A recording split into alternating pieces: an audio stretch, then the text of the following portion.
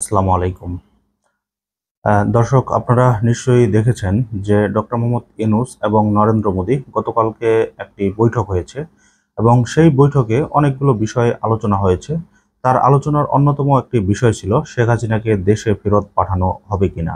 আপনারা জানেন ৫ই আগস্ট শেখ হাসিনা ভারতে পালিয়ে যাওয়ার পর ভারত তাকে কোন স্ট্যাটাসে রেখেছে এবং কোথায় রেখেছে এ ব্যাপারে স্পষ্টভাবে কিন্তু কোনো বার্তা দেয়নি। বিভিন্ন সময়ে গণমাধ্যমে আমরা শুনেছি যে তিনি ভারতের বিমান ঘাঁটি হিন্ডন বিমান ঘাঁটিতে সুরক্ষিত একটি এলাকায় রয়েছেন। তারপরে লোদি গার্ডেনে রয়েছেন এবং সর্বশেষ যেই তথ্যটি এসেছে সেটা হচ্ছে তিনি কলকাতায় এসেছেন এবং নেতাকর্মীদের সাথে দেখা করেছেন এবং একটি ইফতার মাহফিলেও তিনি অংশগ্রহণ করেছিলেন। তবে আমরা বিভিন্ন সময়ে দেখেছি যে শেখ হাসিনা তার নেতাকর্মীদের উদ্দেশ্যে কী ধরনের উস্কানিমূলক বক্তব্য দিয়েছেন, সে ব্যাপারগুলো স্পষ্ট উঠে এসেছে। তবে শেখ হাসিনাকে নিয়ে এখন পর্যন্ত ভারত কিন্তু তেমন কোনো প্রতিক্রিয়া দেখায়নি এবং তাকে দেশে ফেরত পাঠানো নিয়েও কিন্তু কোনো কিছু বলেনি। তবে ইউনূস মোদির যে বৈঠকটি হয়েছে সেখানে কিন্তু এই ব্যাপারটা আলোচনা হয়েছে। মোদি ইউনূস যে বৈঠকটি হয়েছে এটা নিয়ে তাদের পররাষ্ট্র দপ্তরের পররাষ্ট্র সচিব বিক্রম মিস্ত্রি গতকালকে একটি বক্তব্য দিয়েছেন। সেই বক্তব্যটি নিয়ে একটি নিউজ করেছে দৈনিক কালবেলা। শিরোনামে বলা হয়েছে, হাসিনাকে ফেরানো নিয়ে আলোচনা হয়েছে, তবে এ বিষয়ে আর বেশি কিছু বলা সম্ভব নয়।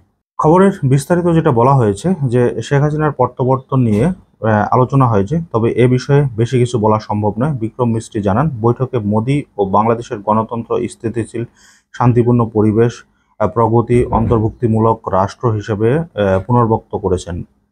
তিনি বলেন, ভারত চায় বাংলাদেশের সাথে ইতিবাচক সম্পর্ক গড়ে তুলতে।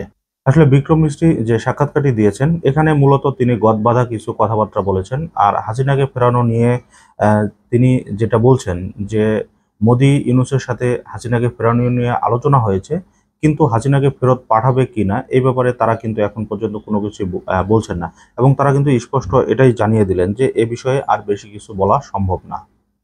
তার মানে ভারত শেখ হাসিনাকে এখনই ফেরত পাঠাচ্ছে না, এই ব্যাপারটা তার কথায় কিছুটা প্রমাণ পাওয়া গেল।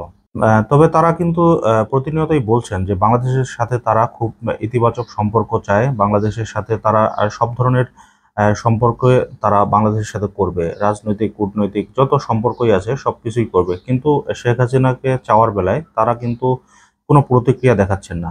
এর আগেও কিন্তু আমরা বেশ কিছু সাক্ষাৎকারে দেখেছি তাদের পররাষ্ট্র দপ্তরের ব্রিফিংয়ে যে অনেক সময় কিন্তু তারা বলছে যে শেখ হাসিনাকে তারা ফেরত পাঠাবে না। আবার কিছু কিছু ক্ষেত্রে বলছে যে এটা পরে দেখা যাবে।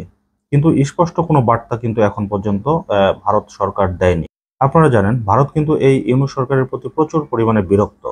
কারণ ভারত ইতিমধ্যে যতগুলো ট্রাম্প কার্ড খেলেছেন এবং সর্বশেষ ইউনূস সরকারকে বহির্বিশ্বে কালারিং করার জন্য এমন কোনো কাজ নেই যে তারা করেননি।